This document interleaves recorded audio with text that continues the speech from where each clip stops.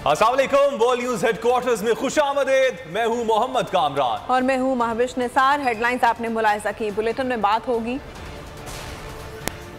तेज रफ्तारी का अंजाम, खान की अपील, ताखीर से पेशी क्यों, और हथियारों की नुमाइश। सबसे पहले आपको बताएं कि तेज रफ्तारी का अंजाम हादसा और फिर मौत। सेवन में सैलाब से बचाने के लिए लगाया गया कट, 20 जाने निकल गया। मुसाफिर वैन पानी में जा गिरी जिसमें 33 अफराद सवार थे, 13 को जिंदा निकाल लिया गया। इंतजामिया की जानिब से जख्मियों को क्रेन के जरिए पानी से निकाला गया, वैन को भी पानी से निकाल लिया गया है। Seven Indus highway toll plaza के मुकाम पर तेज रफ्तार वैन हादसे का शिकार। मुसाफिर वैन सैलाबी पानी में जा गिरी। हादसे में मुताअद्दिद अफराद जाँ बहक। पुलिस के मुताबिक इंडस हाईवे पर सैलाबी पानी के इखराज के लिए कट लगाए गए थे, जिसके बाइस हादसा पेश आया। जख्मियों को Abdullah Shah institute of medical sciences मुंतकिल कर दिया गया है। जाँ बहक अफराद में ज्यादा तादाद बच्चों की है। वजीर आला सिंध सैयद मुराद अली शाह और वजीर इत्तलात शर्जील इनाम मेमन ने जाम शोर पुलिस को हादसे की जगह पहुंचकर रेस्क्यू ऑपरेशन की हिदायत की है। आईजी सिंध ने मुसाफिरों के सामान की हिफाजत भी लाजमी करार दी है। तेज रफ्तारी का अंजाम हादसा और फिर मौत। सेवन में सैलाब से बचाने के लिए लगाया गया कट, 20 जिंदगियां निकल गया। मुसाफिर वैन पानी में गिर गई जिसमें 33 अफराद सवार थे, 13 को जिंदा निकाल लिया गया। इंतजामिया की जानिब से जख्मियों को क्रेन के जरिए पानी से निकाला गया, वैन को भी पानी से निकाल लिया गया है। इंतहाई अफसोसनाक वाक़या पेश आया जिसमें 18 कीमती जानें लुक़मा अजल बन गईं। तेज़ रफ्तारी के बायस वैन को यह हादसा पेश आया। हादसे में 20 अफराद जाँ बहक हो गए हैं। हमारे साथ मौजूद हैं डिप्टी कमिश्नर सेवन मुस्तफ़ा साहब। बहुत शुक्रिया आपके वक्त का। क्या कहिएगा, क्या हालत है इस वक्त जख्मियों की, क्या बताया जा रहा है, क्या इन्फॉर्मेशन पहुँची आप तक? जी, ये अनफॉर्चुनेट इंसिडेंट है। सैफुल नासिर शाह से एक पैसेंजर वैन कालका सेवन हजरदाल शबाज रहमतुल्लाह अलैह की दरगाह की तरफ आ रही थी, जब इंडस हाईवे में जो डाइवर्जन फेस की गई थी कट की वजह से, तो एक साइड पे रोड की कंस्ट्रक्शन हो चुकी थी, दूसरी तरफ एनएचए काम कर रहा था। तेज रफ्तारी के बाद ड्राइवर जो है डाइवर्जन नहीं देख सकता और रिजल्टली जो ये वैन है एक खाई में गिर गई। इमीडिएटली हमने rescue and relief activity start की। अनफॉर्चुनेटली 20 अफराद की डेथ हुई है। इसके अलावा 14 अफराद को जो है वो जिंदा बचा लिया गया है। उनमें से 2 की हालत क्रिटिकल है, rest are all out of danger. जख्मियों की जो है वो उनको तमाम मेडिकल तिब्बी इमदाद फराहम की जा रही है, जबकि डेड बॉडीज सैफुल नासिर शाह से बिलोंग करती हैं, उनको उनके जो है हवाई कोर्ट में मुंतकिल किया जा रहा है। फरीद मुस्तफ़ा साहब, ये भी कहिएगा, क्या किसी के लापता होने की कोई इत्तला है या तमाम जख्मियों को रेस्क्यू कर लिया गया, डेड बॉडीज को भी निकाल लिया गया? जी, तमाम डेड बॉडीज और जख्मियों को रेस्क्यू कर लिया गया है। रेस्क्यू ऑपरेशन जो है वो हमने इख्तिताम पजीर हो गया है। फरीद मुस्तफ़ा साहब, जैसा कि आपने कहा कि डाइवर्जन लगी हुई थी, किस वजह से डाइवर्जन लगाना पड़ी? क्या ये सड़क खराब है, सफ़र के काबिल नहीं है? जैसा कि मैंने आपको बताया कि सैलाब की वजह से इंडस हाईवे में 4 से 5 मुकामात पर कट्स लगाए गए थे सैलाबी पानी के इंतकाल के लिए। उन कट्स को पुर कर दिया गया, तो वहाँ पर रोड की क्योंकि कंस्ट्रक्शन रोड हाइट पे है और पानी जो है वो ज़ाहिर है उसके नीचे से गुजरा था, तो उसकी वजह से रोड पे मुख्तलिफ मुकामात पर डाइवर्जन लगी हुई थी और एक साइड को एनएचए ने कंस्ट्रक्ट कर दिया था, ट्रैफिक के लिए बहाल कर दिया था, जबकि दूसरी साइड जो है वो अंडर कंस्ट्रक्शन। बहुत शुक्रिया डिप्टी कमिश्नर फरीद मुस्तफ़ा साहब, बोल न्यूज़ से गुफ्तगू कर रहे थे। बात हकीकी आजादी मार्च की। पिंडी कब पहुंचना है, हफ्ते को बताऊंगा। चेयरमैन तहरीक इंसाफ इमरान खान ने ऐलान कर दिया। कहते हैं पिंडी में मुल्की तारीख का सबसे बड़ा अवामी समंदर उमड़ आएगा। इमरान खान ने कौम से अलर्ट रहने की भी अपील कर दी। दीना में हकीकी आजादी मार्च से खिताब में कहा, एक साबिक वजीर आजम भी मुकदमा दर्ज नहीं करवा सकता। इससे वाज़ेह है कि आम आदमी को कितना इंसाफ मैसर है। इस सिस्टम को बदलने का बेहतरीन वक्त अब है। तहरीक फैसला कुन मोड़ पर है। इमरान खान ने यह भी कहा कि ये हुक्मरान सिर्फ अपने केसेस खत्म करवाने के लिए आए थे, जो करवा लिए हैं। अरबों के केसेस पर खामोशी है। कानून के मुताबिक खरीदी गई घड़ी पर प्रोपेगेंडा हो रहा है।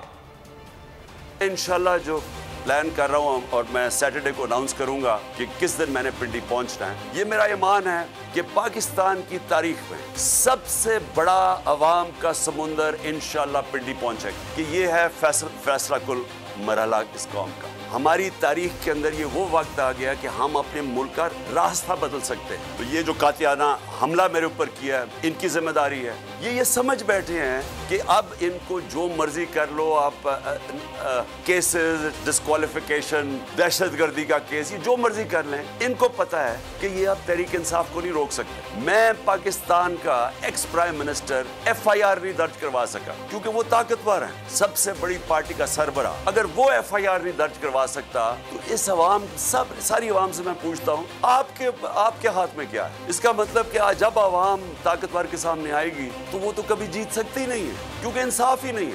ये इनका असल में आने का मकसद था, अपने केस खत्म करने। और इन्होंने असेंबली में बैठ के कानून पास किया है जिससे इनमें हर किसी के जो बड़े बड़े डाकू हैं, इनके करप्शन केस खत्म हो रहे हैं। और शहबाज शरीफ के और बेटों के ऊपर 16 अरब रुपए का वो केस है जो कि FIA के अंदर वो 4 गवाह मर चुके हैं, 1 इन्वेस्टिगेटर मर चुका है, उसके ऊपर कोई बात नहीं हो रही। नैब का अपना आदमी बिठा के 8 अरब रुपए के नैब के केस थे, जो TT केस थे, जो जाली नाम पे इन्होंने पैसा मंगवाया था पाकिस्तान, वो अपना आदमी बैठ के अब वो केस खत्म होगा। जरदारी के केस वो खत्म होंगे। ओमनी ग्रुप जिसने 9 अरब रुपए की प्ली बार्गेन की थी, मतलब ये कि उन्होंने ओमनी ग्रुप जो जरदारी के साथ है, उन्होंने कहा कि हाँ हमने करप्शन किया है और 9 अरब रुपए हम वापस करते हैं। कहाँ ये चंद करोड़ की बात जो उठा दी इतनी, और कहाँ 1100 अरब रुपए के केसेस माफ हो रहे हैं इनके, उसके साथ मिलकर प्रोपेगेंडा करते हैं। वो घड़ी के ऊपर तो मैं ये कह दूं कि मैं इनको अमेरिका में भी अब केस कर रहा हूँ, बरतानिया में भी कर रहा हूँ, दुबई में भी कर रहा हूँ। इमरान खान ने जो कुछ बोल पर कहा वो सब सही साबित हुआ। चेयरमैन PTI ने बताया था कि उन्होंने समी इब्राहिम के प्रोग्राम में कहा था नाम नेहाद तजुर्बाकारों से मईशत नहीं संभलेगी, ये लोग मईशत का बेड़ा गर्क कर देंगे। इमरान खान ने याद दिलाया कि उन्होंने बोल को इंटरव्यू में कहा था ये हुक्मरान कर्जों की किस्तें भी नहीं दे पाएंगे, ये लोग सिर्फ अपने केसेस माफ़ कराएंगे। जो बातें बोल को इंटरव्यू में कही वो सच साबित हो रही हैं। मैंने एक समी इब्राहिम के साथ प्रोग्राम किया था 6 महीने पहले। मैंने पेशन गोई की थी कि इनसे मायशत नहीं संभाली जाएगी, ये मायशत नीचे जाएगी, हम अपने कर्जों की किस्तें नहीं अदा कर सकेंगे, क्योंकि ये पहले ही दिवालिया निकाला हुआ पाकिस्तान 2018 में पहले ये छोड़ के गए थे। जब ये 99 में गया था नवाज शरीफ, तब फिर दिवालिया निकला हुआ था पाकिस्तान का। तो इन्होंने तो कभी भी ठीक नहीं किया, इन्होंने तो तबाह करके गए। तो अब इन्होंने आगे कैसे ठीक करना था? तो मैंने तब ये कहा था कि मुल्क उधर पहुंच जाएगा जिधर हम डिफॉल्ट की तरफ निकल जाएंगे। और उसके बाद मैंने एक और चीज कही थी, लेकिन जो कर्जे हैं वो बढ़ते जा रहे हैं, लेकिन हमारे पास जो कर्जों की किस्त देने के लिए अब हमें बाहर से कर्जे चाहिए, क्योंकि हमारी आमदनी है नहीं। तो अगर हमारी आमदनी नहीं है और हम बाहर से जब मांगेंगे कर्जे किस्तें वापस करने के लिए, तो बाहर के बैंक जब उनको पता चलेगा कि 80% चांस है कि पाकिस्तान अपने कर्जे वापस नहीं कर सकता, तो बाहर के बैंक पैसे नहीं देंगे। मार्च के अंदर ये जो नो कॉन्फिडेंस से पहले तो पाकिस्तान अपने कर्जों पर कितना डिफॉल्ट करता है, वो 5% थी। 5 करोड़ पाकिस्तानी हैं जो गुर्बत की लकीर के नीचे, और उसके ऊपर 5 करोड़ पाकिस्तानी हैं जो अगर इसी तरह महंगाई बढ़ती गई, जो बढ़ती जा रही है, तो वो भी गुर्बत की लकीर के नीचे चले जाएंगे। उसका मतलब ये कि 2 वक्त की रोटी नहीं खा सकेंगे। और ये महंगाई जितनी बढ़ती जाएगी, गुर्बत बढ़ती जाएगी। जो हम जब छोड़ के गए थे, रिकॉर्ड एक्सपोर्ट थी $32 अरब पे, और जो रेमिटेंसेज आती है यानी बैरून मुल्क पाकिस्तानी जो अपना पैसा भेजते हैं पाकिस्तान डॉलर्स में, वो भी रिकॉर्ड था $31 अरब पे। मार्च के अंदर ये जो नो कॉन्फिडेंस से पहले तो पाकिस्तान अपने कर्जों पर कितना डिफॉल्ट करता है, वो 5% थी, आज 80% है। ये इनका असल में आने का मकसद था, अपने केस खत्म कर। इमरान खान ने हकीकी आजादी मार्च के लिए फंड्स देने की अपील कर दी। वीडियो पैगाम में कहा आजादी के लिए फंड्स की जरूरत है, बैरून मुल्क पाकिस्तानी खास तौर पर आगे आए। इमरान खान ने कहा कि शहरी इंसाफ donate.com पर अपने फंड्स ट्रांसफर करें। कोई भी दुनिया की तहरीक डोनेशन और पैसे के बगैर कामयाब नहीं होती। हमारी जो हकीकी आज़ादी की तहरीक है, इसको आपकी डोनेशंस की ज़रूरत है, और मैं चाहता हूँ कि इसको कामयाब करने के लिए insafdonate.com इसके ऊपर आप पैसा डोनेट करें और हमें कामयाब करें। पाकिस्तान तहरीक इंसाफ का हकीकी आज़ादी मार्च दीना और सरगोदा के बाद अब शाह महमूद कुरैशी की क़यादत में गुजर खान जबकि असद उमर की क़यादत में चकवाल से शुरू होगा। शाह महमूद और असद उमर के अलावा पाकिस्तान तहरीक इंसाफ के चेयरमैन इमरान खान शाम को वीडियो लिंक के जरिए मार्च से खिताब करेंगे।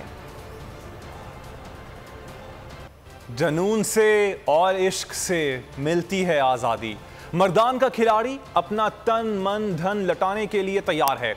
जाकिर खान कफन पहनकर और 15 दिन पैदल चल के हकीकी आज़ादी मार्च के लिए लाहौर पहुंच गया। बच्चों को भी साथ लाया। कहता है आज़ादी के लिए कुछ भी करूंगा, गुलामी की जिंदगी से मौत बेहतर है। कफन पहन के अपने दोनों बच्चों के साथ इमरान खान वो उम्मत मुस्लिमा के लीडर है, वो हमारे रेड लाइन है और इस रेड लाइन को क्रॉस करने के लिए आपको पाकिस्तान तहरीक इंसाफ के वर्कर्स की लाशों के ऊपर से गुजरना पड़ेगा। वो मेरे बच्चों के लिए लड़ रहे हैं, वो मेरे 22 करोड़ आवाम के बच्चों की रोशन मुस्तकबिल की खातिर वो लड़ रहे हैं। 15 दिन मेरे हो गए, मैं 15 दिन से निकला हूँ और आज अल्हम्दुलिल्लाह यहाँ पे ज़मान पार्क में पहुँच गया हूँ। मैं पूरी कौम को भी बताना चाहता हूँ कि निकले हकीकी आज़ादी को हासिल करने के लिए इमरान खान का साथ दें। वज़ीराबाद में चेयरमैन तहरीक इंसाफ इमरान खान की कंटेनर पर फायरिंग करने वाले मुल्जिम नवीद महर 10 रोज बाद इंसदाद दहशतगर्दी की खुसूसी अदालत में पेश। अदालत ने मुल्जिम को 12 रोज़ा जिस्मानी रिमांड पर JIT के हवाले कर दिया। मुल्जिम की पेशी में ताख़ीर पर अदालत की बरहमी सामने आई। अदालत ने JIT सरबराह का पेशी में ताख़ीर के जिम्मेदारान के तयन को हुक्म दिया है। और सिंध में PTI रहनुमाओं के खिलाफ कार्रवाइयां। कराची में opposition leader Sindh assembly Haleem Adil Sheikh के घर पर तीसरी बार छापा मारा गया। हलीम आदिल की बेटी की शादी की तकरीब तबाह करने की कोशिश की गई।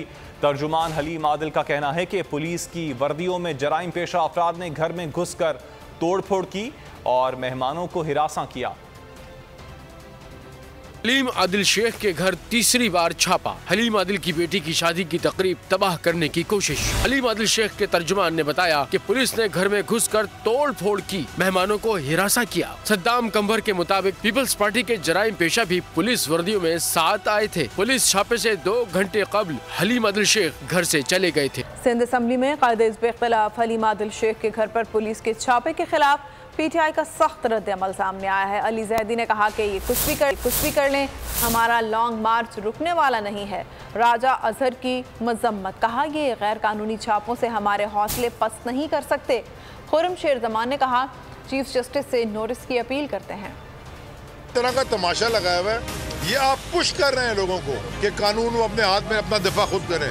ये तहरीक इंसाफ ये नहीं चाहती। तहरीक इंसाफ ने हमेशा अमन पसंद सियासत की है और कानून के दायरे में रहती भी की है। ये हलीम आदिल शेख के ऊपर आपने और हमें तैयार कर दिया कि हम सिंध से और ज्यादा लोग लेके निकलेंगे। कानूनी और आईनी तौर पर अपनी पुलिस को इस्तेमाल करें। अगर हलीम आदिल पे कोई FIR है तो बताएं आप कि आपके ऊपर FIR है। ये घरों में घुस जाना, घर में तोड़ फोड़ करना सख्त मजम्मत में करता हूँ पुलिस के इस रवैये की। चीफ जस्टिस साहब से गुजारिश है कि चीफ जस्टिस साहब इसका नोटिस लीजिए और ये जो कुछ पाकिस्तान में इस वक्त हो रहा है इसमें सिर्फ अभी नजरें हमारी आपकी तरफ हैं और तो सारे आंसर खत्म हो गए।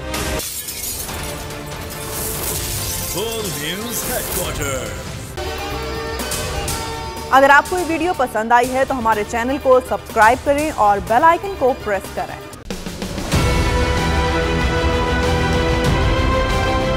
बोल ने हमेशा हक और सदाकत का साथ दिया, सच के साथ खड़ा रहा। हम हैं मिसाल अब्र, मगर इस हवा से हम डर कर सिमट ही जाएंगे, ऐसे भी हम नहीं। बड़ी मुश्किलात, बड़े बड़े चैलेंजेस, सिर्फ बोल खड़ा रहा, बोल डटा रहा। है उसकी आदत डरा रहा है, मेरी फितरत डरा नहीं हूँ मैं, और ये ईमान की ताकत की वजह से।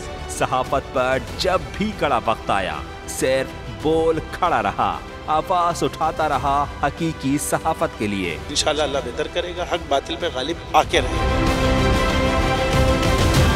बोल को है जरूरत अवाम के दुआओं की। मार्च होगा जो आई लव बोल, बोल को वेलकम आजादी मार्च के लिए मैं बोल को मैं दाद देना चाहता हूँ। बहुत अच्छी कवरेज की है, ये मार्च की तो जबरदस्त कवरेज की, बोल की प्रॉब्लम सबसे बेस्ट है। इज़हार आज़ादी के लिए, पाकिस्तान के लिए, पाकिस्तानी अवाम के लिए।